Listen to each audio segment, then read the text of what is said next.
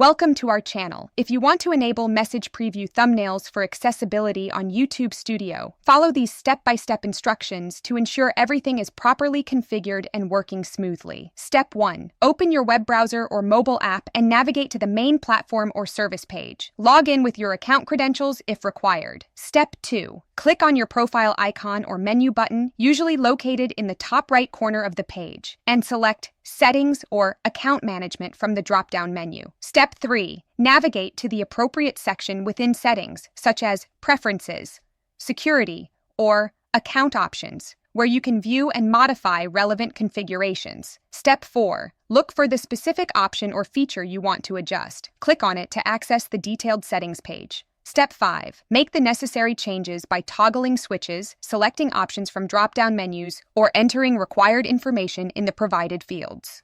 Step 6. Review all changes carefully to ensure they match your preferences. Click Save, Apply, or Confirm to implement the changes. Step 7. Check your email or notification center for a confirmation message verifying that your changes have been successfully applied. Keep this for your records. Don't forget to like this video and subscribe to our channel.